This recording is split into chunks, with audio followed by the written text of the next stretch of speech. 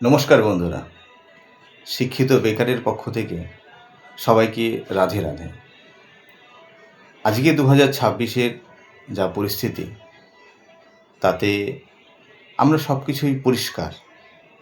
দীর্ঘ 15 বছরের রাজত্ব আর দীর্ঘ এই 2 সপ্তাহের যে শাসন, আমরা তাকে সাধুবাদ জানাই মাননীয় মুখ্যমন্ত্রী শুভেন্দু অধিকারী মহাশয়কে। তার আবেদন মাননীয় মুখ্যমন্ত্রীকে, আপনি যা যা বলেছেন তার থেকে অনেক বেশি করে ফেলেছেন। ঠিক দীর্ঘ 15 বছর আমরা দেখেছি পশ্চিমবঙ্গের প্রকৃত অবস্থা। যে ওই সরকার যা যা করেছেন, আপনি বলেছেন সব কিছুই চলবে। তো আমরা জানি যে শ্রীর বন্যা বয়ে গেছিল, আপনি সেইগুলোকে চালু করেছেন। কিন্তু এই বেকার যুবকদের পক্ষ থেকে আমি একটা কথা বলি, ধরুন আজকে যার বয়স 50, তার 15 বছর আগে মানে 35, এই 15টা বছর তার নষ্ট হয়ে গেল। আপনি একটা ভালো কাজ করেছেন, সেটা হলো 5 বছর কমিয়েছে।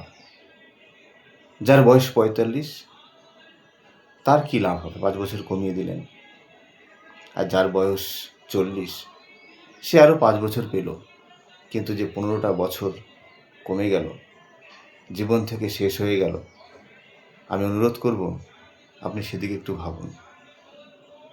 যে স্ত্রীগুলো চালু ছিল আগের সরকার, আমাদের মাননীয়া, সেই স্ত্রীগুলোকে এত বৃদ্ধি করেছেন, আমার মনে হয় ব্যক্তিগত প্রকৃতির অবস্থা, পশ্চিমবঙ্গের অবস্থা কুশ্রী ছাড়া সুশ্রী হয়নি। তো আপনি সেইগুলোকে আরও বাড়িয়ে দিয়েছেন, ঠিক করেছেন। কিন্তু এই 15টা বছরের মূল্য আমরা পেয়েছি 5 বছর।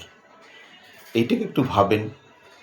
না হলে এই যে 40-45 যে ছেলেগুলো, বেকার যুবকগুলো, যাদের জীবন শেষ হয়ে গেল, তাদের পুরো তলানিতে ঠেকে যাবে। এটুকুই বলা। রাধে রাধে।